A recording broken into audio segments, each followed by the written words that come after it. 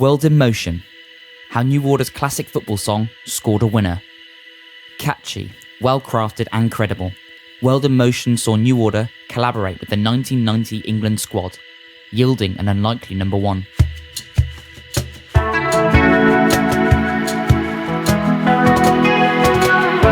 Dig. Music in depth.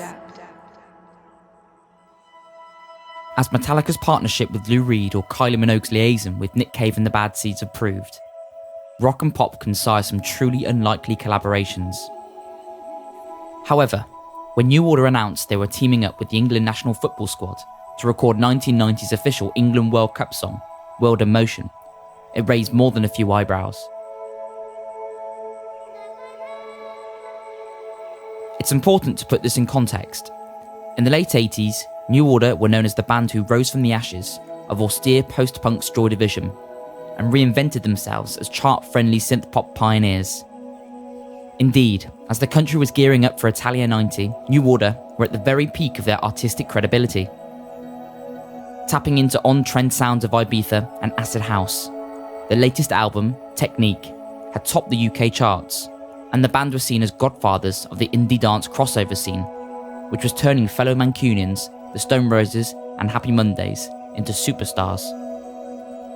Why would they write a football song? Scratch beneath the surface, and you begin to realise that the project wasn't entirely devoid of logic. In fact, you discover New Order were offered the job primarily because of their musical innovations.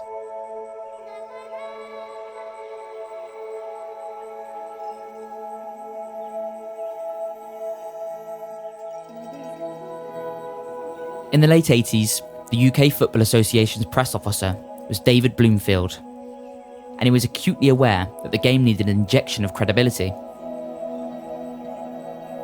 Consequently, after he discovered New Order had already soundtracked the TV chat show Best and Marsh, Bloomfield contacted Wilson to see if the group would be interested in submitting the Italia 90 song. In typically cavalier fashion, Wilson immediately agreed to the band's involvement, even though New Order were technically on hiatus and working on solo projects.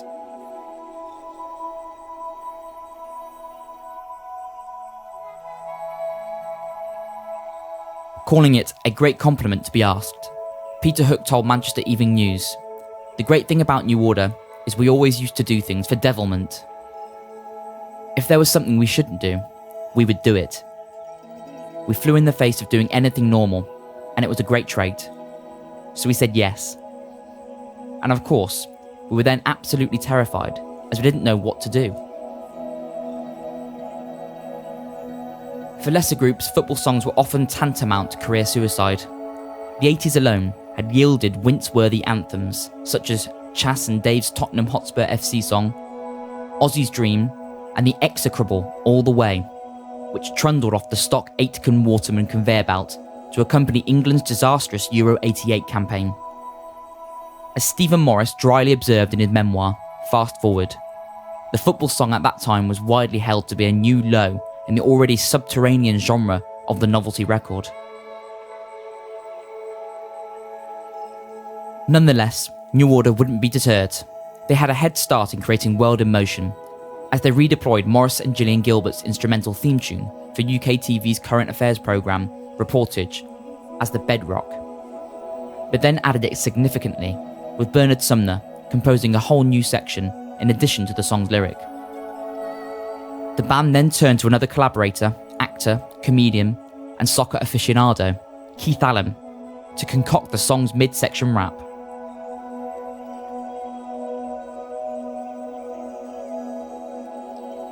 Tony knew him and knew he was a crazy football fan, and Tony decided what New Order needed was Keith Allen to give us balance, as we weren't mad football fans, Hook recalled. He came along, and my God, it was like a hurricane. We were wild, but he made us look like kittens. He was bonkers in a wonderful way, like a Tasmanian devil. We were open-mouthed at him, but he fitted in perfectly. Produced by Stephen Hague and featuring a suitably memorable chorus, World in Motion already sounded like a dynamic pop song, but New Order had no idea what would happen when they finally got to meet members of the England squad. or whether any of the players would be capable of adding value to the song.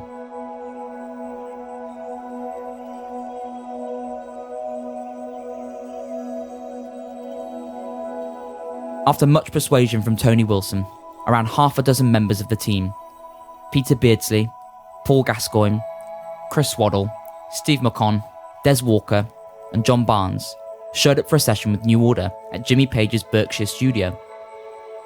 To break the ice, they were offered generous reserves of free champagne. Gazza downed 3 bottles of champagne within about 15 minutes, and he didn't even bother with a glass. Peter Hook recalled of the midfielder. He was hilarious. He came into the studio and was convinced it was an alien spaceship. But John Barnes really rose to the occasion. He took it over. He helped Keith Allen write much of the rap section, and he nailed the performance within seconds. We just got the rap done, but then the footballers all suddenly got up as one and left, Hook added. I ran over and grabbed hold of one of them and asked, "Where do you think you're going?" And he said, "Listen man, we've got to go and open a new branch of men's clothing store, Top Man, in Middlesbrough."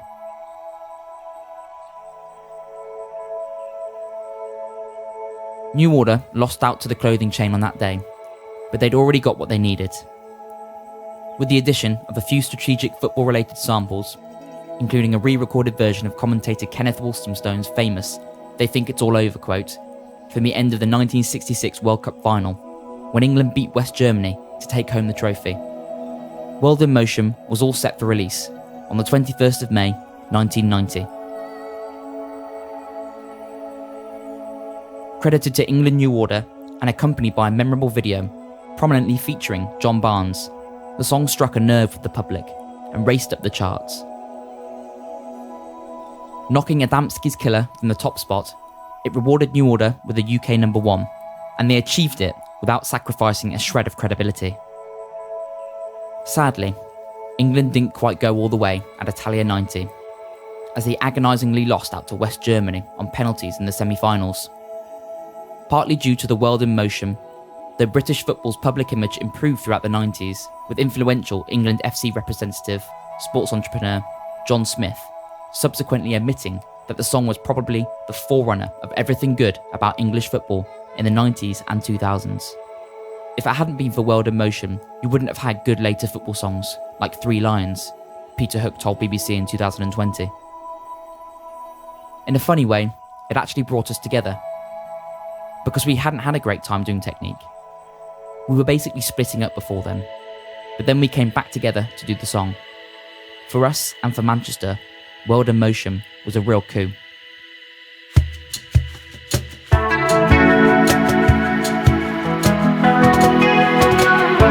Dig. Music in depth.